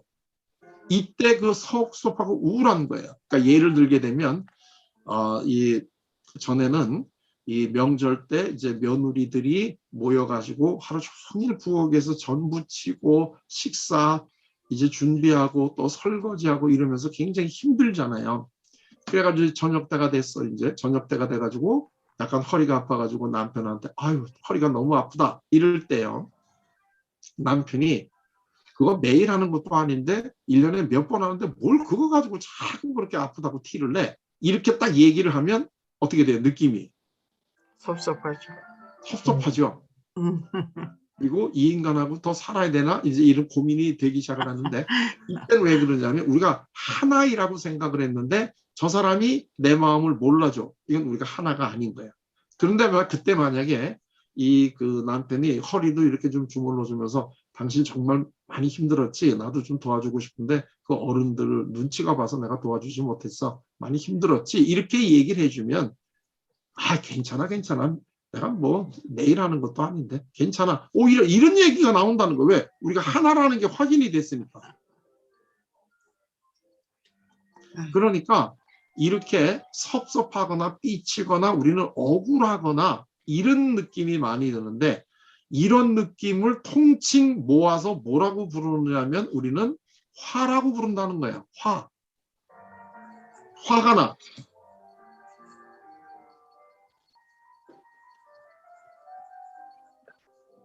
그래서 한국 사람들한테 있어서 나타나는 이 부정적 감정을 통칭 우리가 그냥 하나로 이렇게 이야기를 하면 화다라고 얘기를 할 수가 있다는 거예요. 그러니까 서양 사람들은 불안한데 비해서 한국 사람들은 화가 많이 난다는 거죠. 이 화. 자, 이렇게 놓고 보게 되면은요. 그 한국 사람들의 그 마음의 건강을 얘기할 때 가장 대표적인 게 그 화병이다 하는 거는 우리가 이제 다 이해를 할 수 있겠죠. 한국 사람들의 가장 대표적인 게 화병이다. 화병. 이 화라고 하는 거는 이거는 불화자잖아요. 불화. 그러니까 화병이라는 게 우리 마음속에 불이 생긴 거잖아요. 그렇기 때문에 예를 들어 어머니들이 우리 자녀들이 계속해서 이제 말썽을 피우면 어머니들이 그런 얘기를 하잖아요. 야, 이 녀석아. 너 때문에 엄마 속이 타들어간다. 엄마 속이 타들어가. 속이 왜 타들어가요? 내 속에 불덩어리가 있으니까 타들어가죠. 그리고 옛날에 어머니들은 그런 얘기도 많이 하셨어요. 이 남편에게 당신이 오랫동안 내 속을 이제 썩이는 바람에 내 속을 꺼내서 보여줄 수만 있다면 이미 숙검댕이가 다 됐다. 이미 죄가 다 됐다. 이런 얘기를 많이 했어요. 그건 왜 그래요? 내 마음속에 화가 있었는데 그것 때문에 내 속이 더 타들어갔다는 거죠. 그러니까 화가 나고 속이 쓰리고 그 다음에 속이 상하고 이제 이런 것들이 이 속은 우리 마음이잖아요. 이 속의 마음이 우리가 다치고 이러는 건 이제 화다 이거예요. 그러니까 한국 사람들은 사실 이 화가 많이 나죠. 왜냐하면 엄밀한 의미에서 한국 사람들은 자기 실현보다는 우리 실현을 해야 되는 거거든요. 우리 실현. 근데 우리 실현을 하려면 사실은 나가 우리가 아니잖아요. 그런데 나의 실현은 좀 억압을 하고 대의를 위해서 소를 희생하는 너의 분수를 알아야 된단 말이죠. 우리는 분수. 그러니까 분수는 큰 덩어리 중에서 나의 몫이 분수잖아요. 너 네 분수를 알아라. 이제 이런 얘기인데 그거로 하다 보면 나를 드러내는 거는 눌릴 수밖에 없잖아요. 그러니까 억울하고 화가 나고 그 다음에 나를 몰라주니까 섭섭하고 이제 이렇게 되는데 그래서 이제 이게 지금 한국적 의미에서 이제 정신 건강을 풀 때 제가 이제 이 한자로 저도 이제 푸는데 제가 어저께 우리 그 이혜성 총장님이 그 상담에 대해서 설명하시면서 이걸 한자로 푸시는 걸 보고 굉장히 제가 놀랐습니다. 총장님도 저와 유사한 생각을 하셨구나. 이 화가 말이죠. 이게 지금 불화인데요. 이게 화가 나면 그때그때 풀면 됩니다. 우리 얼마 전에 작고하신 이어령 교수님께서 한국의 문화는 푸는 문화다. 그래서 우리는 화도 풀어야 되고 한도 풀어야 되고 회포도 풀어야 되고 모든 걸 우리는 풀어야 된다. 이제 이런 얘기입니다. 근데 이 화를 풀으면 좋은데 화를 풀으려면 표현이 돼야 된단 말이에요. 이게 표현이 돼야 되는데 우리는 화를 내는 것을 바람직하게 생각을 안 해요. 이걸 눌러야지. 그래서 화내지 마. 이렇게 얘기를 한단 말이에요. 왜 그러냐면 우리이기 때문에 우리가 하나의 그 단위로 움직일 때 그 구성원들 자체가 마음에 안 든다고 화를 내거나 그러면 우리의 단합이 하나가 깨치기 때문에 우리는 그 화를 눌러야 돼서 화는 나쁜 거다. 이렇게 누른단 말이에요.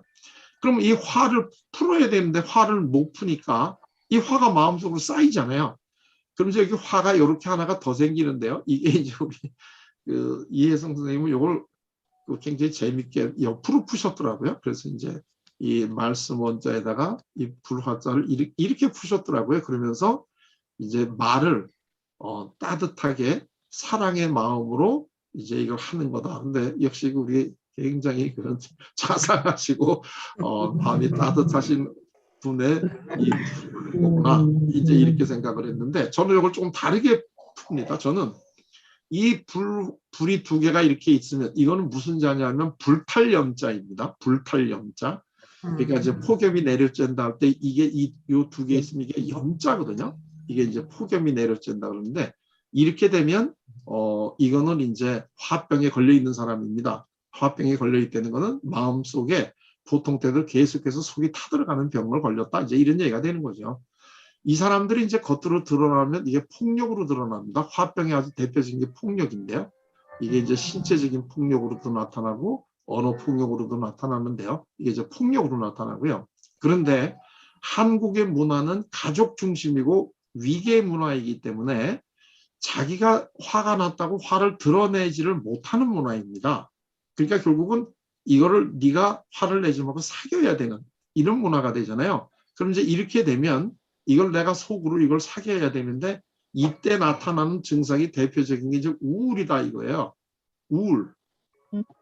근데 한국 사람들은 이 위계 질서 속에서 내가 부당한 대우를 받았음에도 불구하고 내가 아랫사람이기 때문에 화를 못 낸다는 이런 느낌을 가질 때 특히 나타나는 게 억울하단 말이죠. 억울해. 그래서 단순하게 우리는 우울한 게 아니라 울화가 치미는 거예요. 울화가. 울화. 근데 이 우울이라고 하는 거는요. 이게 간단하게 얘기하면 너가 나를 화나게 했으니까 내가 너한테 화를 내야 되는데 너한테는 내가 못 내. 그러면 그걸 마음속으로 가지고 있으면서 내가 나한테 화를 내는 게 이게 우울한 겁니다. 내가 나한테 화를 내요. 왜냐하면 누구한테는 화를 내야지 풀리는데 너한테는 못 내. 그럼 내가 나한테 화를 내죠. 자, 근데요. 이게 여기까지는 그래도 괜찮습니다. 괜찮은데요. 이게요. 불화자가 3개 있는 자까지 있습니다. 이렇게 되면 이제 굉장히 곤란해지는 거죠. 이 한자는요. 이 같은 자가 이렇게 많아지면은 양이나 이 세기가 강해진다는 뜻도 있거든요. 이게 이제 나무 목자잖아요. 이게 수풀림자고 이게 이제 삼림인데 이번에 지금 우리 산이 많이 타잖아요. 그러니까 이거는 나무가 있다, 많다, 아주 많다 이런 뜻이거든요. 그래서 이제 영어식으로 하면 원급, 비교급, 최상급이 되는데요. 이게 이제 3글자가 되면 이거는 이제 불꽃 염자입니다. 아예 이제 불꽃 속에 들어가 있는 거거든요. 이렇게 되면 이제 이게 터져 나오죠. 그럼 여기서부터 이제 이 터져 나오면 이게 뭐가 되느냐면 이제 살인이 됩니다. 그다음에 여기서부터 이게 이제 터져 나오면 이게 뭐가 되느냐면 자살이 됩니다. 한국 사람들이 자살이 굉장히 자살률이 높지 않아요? 이 한국 사람들 자살률이 높은 이유는 이 화를 제대로 풀지 못하고 이걸 쌓아두고 있다가 이게 이제 터지면 이게 이제 살인 아니면 자살로 가는 거거든요. 그래서 이제 제가 자살 예방협회 그 초대 이사를 했는데요. 이때 그 한국 사람들에게 자살을 막으려고 하면 이 화를 풀어야 된다. 이제 이런 얘기를 많이 했습니다. 자, 그런데 이거를 우리가 풀어야 되죠. 풀어야 되는데 그럼 이걸 어떻게 푸는 게 제일 바람직하냐? 여러분들은 이 화가 났을 때 이걸 어떻게 풉니까? 이 화를 우리가 풀어야 되는데 이 우리 조상들이 여러 가지 방법으로 화를 풀어보니까 그 중에서도 제일 바람직하게 화를 푸는 게 이걸로 푸는 게 제일 바람직하더라 이겁니다. 그래서 화를 말로 풀어라. 이게 이제 담이거든요. 화를 말로 푸는 거. 사실은요, 그 해자를 가만히 보게 되면 이 동양 사람이나 한국 사람들의 이 마음의 건강, 그리고 마음이 건강하지 못하게 되는 이유, 그 건강을 어떻게 풀어야 되는가 하는 우리 조상들의 지혜가 요 담자에 이게 다 들어가 있습니다. 그리고 근데 이게 이제 그래서 우리 속상한 사람들은 혼자서 중얼중얼하지 않습니까? 이 다른 사람하고 이 얘기할 수 없으면 혼자서 중얼중얼하고 차라리 벽 보고 얘기하고 이제 이런 분들이죠. 요즘에는 많이 없어졌는데 옛날에 저희 어렸을 때는 특히 여성들이 이렇게 머리 이렇게 산발하고 혼자서 중얼중얼 하시는 여성들이 가끔가다 동네를 방문했던 이런 적이 있습니다. 그걸 보고 우리가 이제 실성했다. 뭐 이제 이렇게도 보통 얘기하잖아요. 혼자서 중얼중얼하는. 왜? 혼자서라도 중얼중얼해야 돼요. 제가요, 한 번은 이 동네에 그 실성한 여성분이 오면 동네 꼬마들이 그렇지 않아도 심심하다가 잘 됐다 그래가지고 돌 던지고 내쫓거든요. 그러면 그 어른이 동네 꼬마들한테 한마디도 못하고 그냥 피해가지고 다른 동네로 또 가고 막 이러는 참 그 안타까운 일이 있었어요. 제가 지금 생각하면 그분들한테 굉장히 미안해요. 제가 제일 앞에서 이제 우리 동네 꼬마들을 이끌고 이제 돌 던지고 그랬거든요. 그러다가 어느 날 이제 그런 일을 하고 난 다음에 의기양양하고 배도 고파서 집에를 왔는데 어머니한테 이제 저녁을 달라고 어머니한테 이제 그 부엌으로 들어갔어요. 근데 제가 깜짝 놀랐어요. 어머니가 부엌에서 저녁 준비를 하시면서 혼자서 중얼중얼중얼하고 계신 거예요. 제가 그런 여성을 지금 다른 동네로 쫓고 왔는데 그래서 제가 너무나 놀라가지고요. 저희 어머니한테 뒤에 가서 이렇게 어머니를 흔들면서 엄마 미쳤어? 왜 혼자서 중얼중얼해? 하고 제가 엄마한테 놀라서 여쭤봤어요. 그때 저희 어머니가 저한테 하신 말씀이 지금 생각해보니까 제 장래에 제 커리어를 결정을 했어요. 그때 어머니가 저한테 뭐라고 얘기하셨느냐 하면 내가 안 미치려고 이러지. 내가 안 미치려고 이러지. 그래서 아하, 사람이 이야기를 못하는 게 미치는 거구나.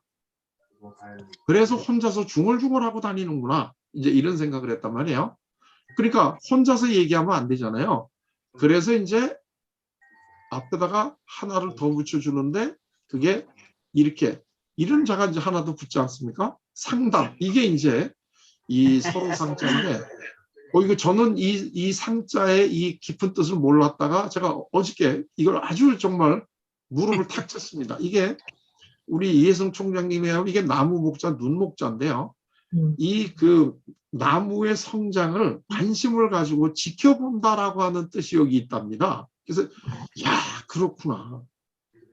상담이라는 게 이게 서로 상자인데 서로 이 나무를 심어놓고 관심 있게 지켜보듯이 사람의 마음속에 있는 화를 이거를 찾아서 말로 풀어주는 거.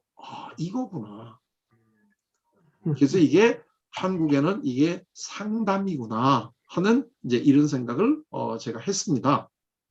그런데 왜 그러면 우리가 상담을 일상화해야 되느냐 이런 얘기인데요. 상담이라는 게 만약에 서로 상대방의 마음속에 있는 화를 말로 풀어주는 거라고 한다면 사실은 우리가 일상적으로 살아가는 모든 사람들이 자기가 의식을 해서 그렇지 의식을 하지 못해서 그렇지 다들 누군가에게 상담해주고 있지 않습니까? 그러니까 예를 들면 우리 가족은 말할 것도 없고 우리 그 아는 사람이 지금 화가 나 있습니다. 그 화가 났을 때 그 사람에게 말을 해주면서 대화를 통해서 화를 풀어주려고 하는 노력을 우리 모두가 하고 있지 않습니까? 그렇죠. 그러니까 무슨 상담을 우리가 일상화하자, 생활화하자라는 게 구호로 지금 얘기하는 게 너무나 늦은 거에 불과하지 이미 우리는 다 하고 있는 거예요. 단지 본인이 그거를 의식을 못하고 한다는 것뿐이지 이미 하고 있는 거고 앞으로도 해야 되잖아요. 그렇기 때문에 이미 이 상담이라고 하는 거는 우리들의 삶의 아주 중요한 부분으로 일상화가 되어 있는 활동이다. 이미 우리가 그거를 의식을 못하고 있기 때문에 그런 거일 뿐이었다. 그런데 그게 왜 그러면 우리가 이거를 또 전문적으로 좀 배워야 될 필요가 있느냐 하는 이유는요. 이게요. 다른 사람의 마음속에 있는 화를 풀어준다고 이야기를 하다가 화가 더 나는 경우가 왕왕 있습니다. 이걸 갖다 우리가 이제 너 불난데 부채질하냐? 이제 이런 표현이 바로 이런 거죠. 그렇지 않아도 내 마음에 지금 화가 나서 불이 나 있는데 너하고 얘기하다 보니까 화가 더 난다. 불난데 부채질하냐? 이제 이런 표현이 있잖아요.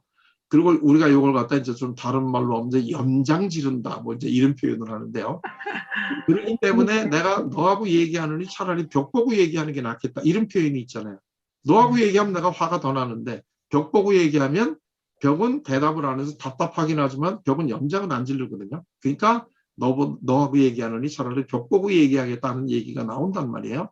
그래서 사실은 우리가 상대방의 마음속에 있는 화를 대화로 풀어준다라고 하긴 하는데 어떻게 이거를 효율적으로 해야 되는가 하는 것을 모르기 때문에 결과는 예상하고 다르게 오히려 악화되는 이러한 경우가 왕왕 있기 때문에 이 상담을 어떻게 해야지만 다른 사람의 마음속에 있는 이 화를 풀어줄 수 있느냐 하는 이 방법은 알려주어야 된다는 거예요.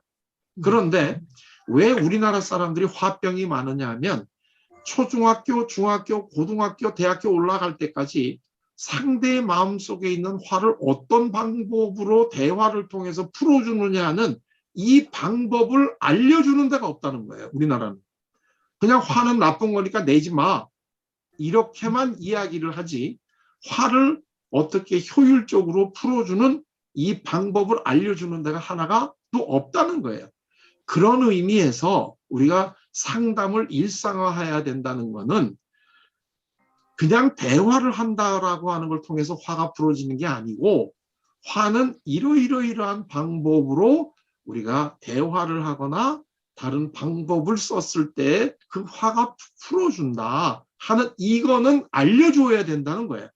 그런 의미에서 우리가 상담이 일상화가 돼야 된다는 이런 얘기죠. 그러니까 상담이라고 하는 활동은 일상화되는데 그 방법을 잘 모르고 하기 때문에 오히려 역효과가 나는 경우가 왕왕 있고 가족들 사이나 친한 사람들끼리 서로 화가 났을 때에는 당연히 이거는 역효과가 많이 나기 때문에 오히려 가족 간의 대화가 단절되거나 이런 식의 이 역효과가 나는 게 많이 있기 때문에 이러한 것들을 어떻게 할 때 이게 정말 상대의 마음속에 있는 화를 효율적으로 풀어줘서 다시 건강한 마음을 찾을 수 있게 해줄 수 있는가 하는 것은 알려줄 필요가 있다는 거예요.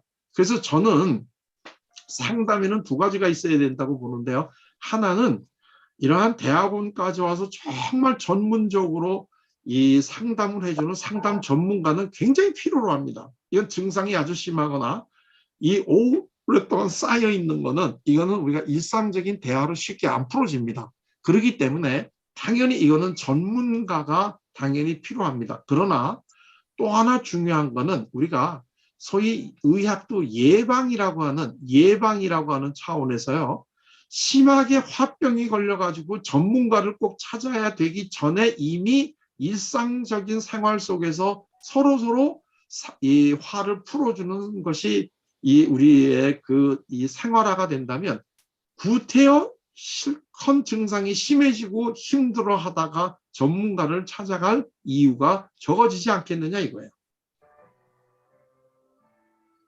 그런 의미에서 예방이라고 하는 이 차원에서도 상담이 좀 일상화돼야 된다. 그리고 이 상담이 뭔가 하는 것을 일반 사람들이 굉장히 쉽게 그리고 이거를 이해할 뿐만 아니라 이거를 이 훈련을 받아서 일상적인 생활 속에서 두 사람이 만나면 자연히 상담이 이루어질 수 있게 이제 이렇게 돼야 되는데요. 사실 이게 우리나라에서는 전통적으로 너무나 화가 많이 나면 전문가를 찾아갔습니다. 근데 이제 이 전문가가 누구였습니까? 우리나라에서 남자를 대상으로 해서 전문적으로 상담해 준 사람이 누군가요? 이 사람들이 이제 기생입니다. 기생. 그래서 이제 이 기생이 이게 한자로는 기생을 뭐라고 우리가 별명을 부르냐면 해어화라고 부릅니다. 기생을. 그래. 기생이 어떤 거냐면 이건 말이잖아요. 말을 이해하는 꽃입니다. 기생이. 그래서 우리 한국 남자들이 술을 많이 먹지 않습니까? 이 알코올 소비량이 굉장히 높은데 한국 사람들이 남자가 술 많이 먹는 이유가 뭡니까? 속상하고 화가 났던 거를 술집에 가서 술 먹으면서 풀어대지 않습니까? 이 여성을 대상으로 해서 전문적으로 이 상담해 준 사람들은 누굽니까? 예, 이 사람들은 이제 점쟁이죠. 그리고 일상적으로 여성들이 자기 건강을 지키기 위해서 일상적으로 활동을 했던 건 우리가 소위 수다라고 부르는 거고요. 그래서 이제 저는 우습게 얘기하면서 이제 이런 얘기를 많이 하는데요. 한국 남자들의 정신 건강은 소주가 지켜주고 한국 여성들의 정신 건강은 수다가 지켜준다. 뭐 이제 이런 얘기를 하는데요. 이게 이제 일상적으로 이렇게 한다는 얘기고 이거는 이제 그냥 그 원인까지는 제거를 못 하잖아요. 그렇기 때문에 이 전문적으로 원인까지 제거해주는 전문 상담자는 당연히 필요합니다. 그리고 이거를 전문적으로 잘 배우고 훈련해서 정말 좋은 이런 상담자가 많이 나와야 되는 건 지극히 당연한 일입니다. 그러나 우리나라 사람들은 이 상담을 받는다거나 이런 거에 대해서 굉장히 두려워하거나 꺼려합니다. 그렇기 때문에 이걸 굉장히 가문의 수치로 생각을 하고 이걸 꽁꽁 숨기고 있다가 아주 증세가 심각해졌을 때야 이제 이 전문가를 찾잖아요. 굉장히 늦은 경우가 많죠. 그렇기 때문에 일상적으로 상담이라고 하는 게 그렇게 특별하게 이상한 것도 아니고 우리가 일상적으로 하는 건데 조금 더 효과적으로 마음속에 있는 화를 풀어주는 활동이라 하는 이러한 것들도 널리 알려주게 되면 사람들이 상담을 받는 거에 대해서 그렇게 두려움이라든가 거부감이 없어지게 되면 사실은 전문 상담가를 찾아가는 게 훨씬 쉬워지고 상담실에 문을 여는 심리적인 장벽이 훨씬 낮아지겠죠. 그렇기 때문에 상담이 일상화가 되면 오히려 이거는 전문 상담가가 훨씬 더 필요로 하고 이 말이라고 하는 이것이 사실 이게 그 구태 우리가 대화뿐만 아니라 이것이 정말 우리가 문학이라든가 또는 글쓰기를 통해서라든가 여러 가지로 이거를 할 수 있는 이러한 것들을 우리가 조금 더 널리 알리게 되면 사람들이 각자 자기가 편한 걸로 상대를 만나서 대화를 한다거나 아니면 글쓰기를 한다는 것도 내가 나를 객관화시켜가지고 대상으로 나를 객관화시키는 훈련을 할 수 있으면 이것도 좋은 화풀이의 대상이 되니까 이런 식의 방법이 사실은 이게 다양한 인문적인 상담이라고도 한번 부를 수 있지 않을까 하는 이런 저는 이제 그 짧은 생각을 제가 해봤는데요. 그러니까 이런 것들이 앞으로 저는 우리 그 한국상담대학원대학교를 중심으로 정말 한국 사회에 꼭 필요로 한 이러한 상담이 앞으로도 계속 이루어지기를 바란다 하는 이런 말씀을 드립니다. 그리고 이 부족한 제 이야기를 이거를 이제 마치도록 하겠는데요. 혹시 뭐 제가 한 얘기 중에 말이 안 된다든가 아니면 생각이 다르신 게 있으신 거를 질문을 해주시면 제가 아는 만큼 그냥 대답을 해드리도록 하겠습니다.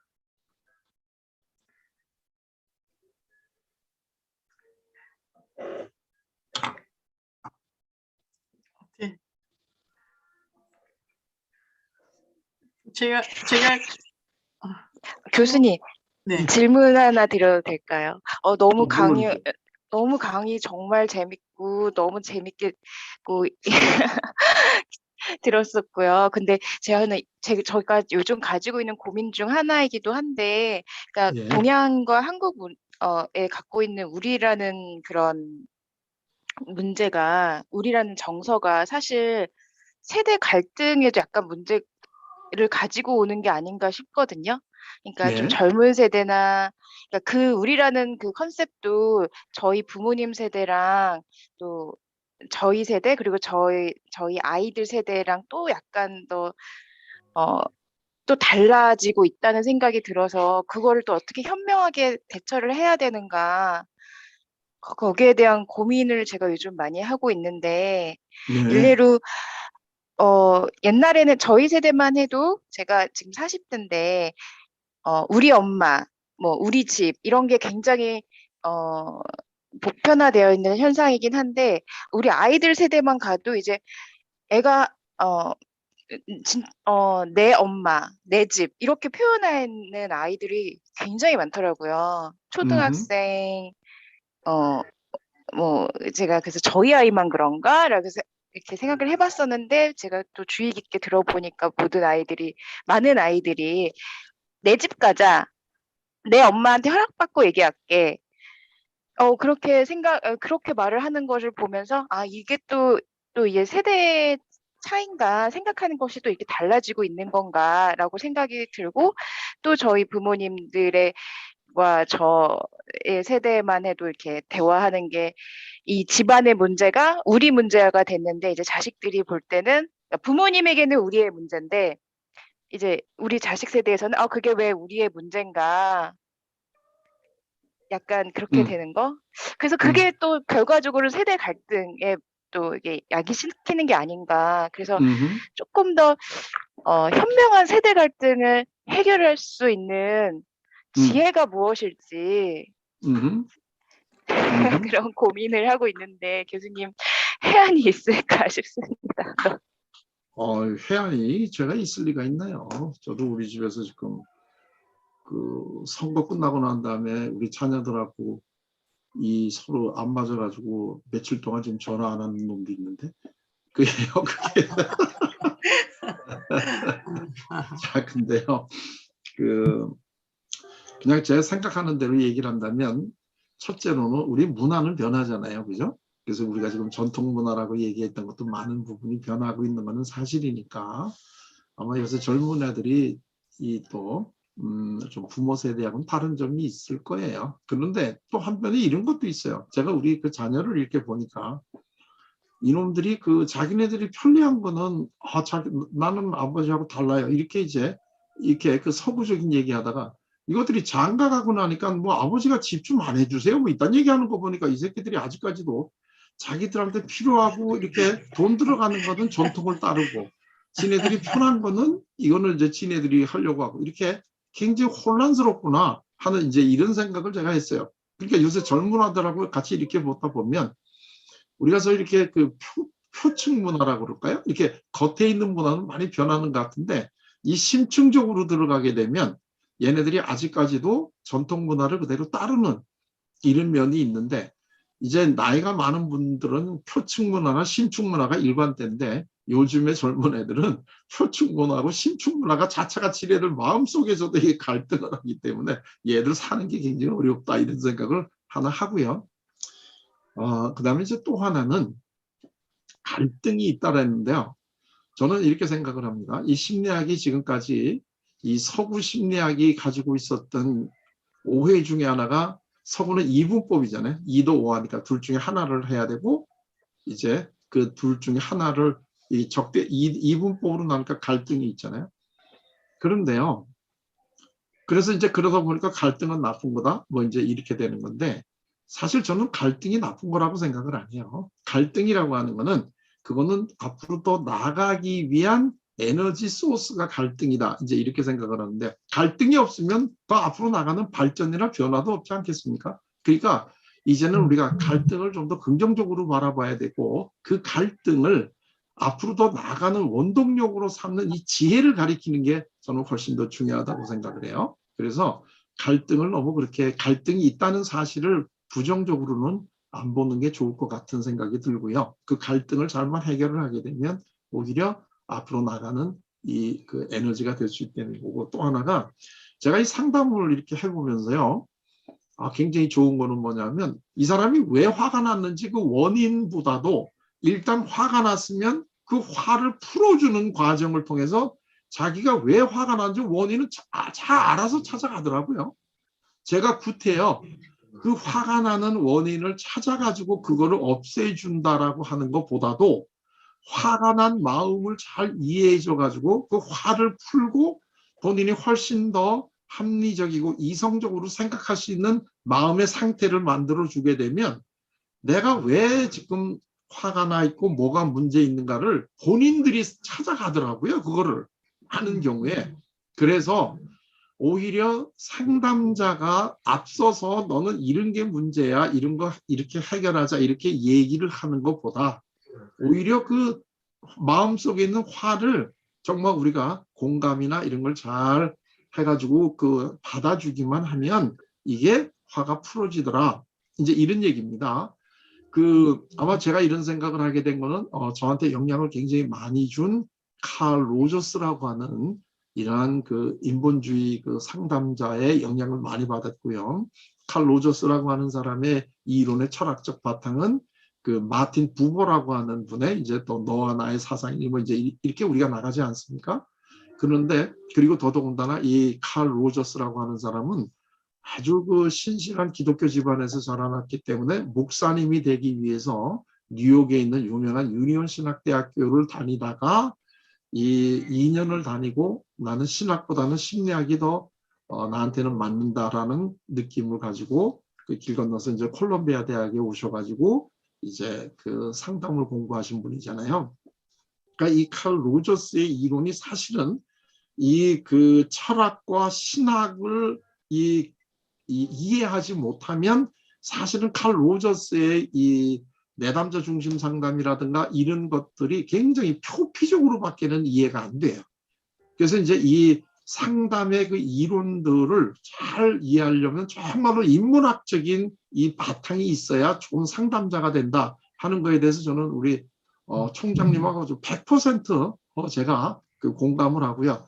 제가 우리나라 상담 대학원 교육에서 제일 안타까운 게 크게 두 가지가 있는데, 하나는 직접 상담을 해보는 경험을 너무 적게 가지고 맨 이론만 배우고 시험으로 자격증 딴다는 게 하나고, 또 하나는 상담 이론이 나오게 된 그 깊은 그 배경이 되는 철학적인 또는 종교적인 이러한 깊은 인문학적인 이 소양이 없기 때문에 상담자 자신이 인간에 대한 이해가 참 깊지 못하다 하는 게 제가 굉장히 안타까운 일인데요. 그게 이제 우리 지금 여러분들은 다행히 그러한 것들을 다 같이 갖추는 교육을 하고 있기 때문에 사실 저는 굉장히 행복하신 분들이다. 이제 이런 생각을.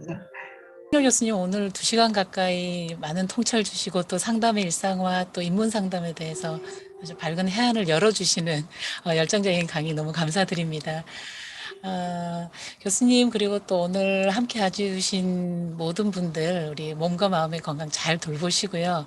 또 일상 속에서 화를 잘 푸시고 또 서로의 화를 잘 풀어가면서 포근한 봄 보내셨으면 좋겠습니다. 제가 그러니까 나는 상담이라는 거는 암중모색이 아니라 실사구시, 정말로 필요할 때 필요한 그 생각과 느낌과 이거를 잘 표현할 수 있도록 하는 게 상담이라고 생각해서, 상담은 마음을 읽는 마음을 길러주고 자기가 잃어버리고 있었던 언어를 찾아주는 과정이 아닌가 이런 생각을 하면서 우리 학교에서는 그래서 상담 활동을 좀 활성화시키고 싶어서 이번 학기에 학생들에게 이런 것들을 나타낼 수 있는 그 프로그램을 한번 이제 공개로 제가 공모를 했습니다. 저희가. 그래서 상담 활동을 통해서 어떻게 자기와 남을 이해하고 표현할 수 있는가. 그래서 이제 그런 식으로 학교 그 상담 교육을 조금 이제 실습과 이론을 컴바인하는 그런 걸 하려고 합니다. 근데 이제 그 밑바탕이 되는 이론적이고 또 문화적이고 심리적인 그런 그 바탕을 선생님께서 오늘 잘 이렇게 깔아주셔서 제가 얼마나 용기를 얻었는지 모르겠습니다. 선생님 바쁘시지 고맙습니다. 않다면은 앞으로도 저희가 자주 모실 때 오셔서 좋은 강의해 주셨으면 참 감사하겠다는 부탁을 아울러 드리고 다시 한번 정말 감사의 말씀을 드립니다. 감사합니다, 선생님.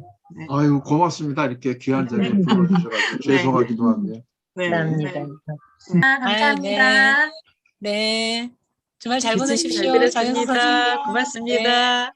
오미크론 조심하세요. 네, 선생님.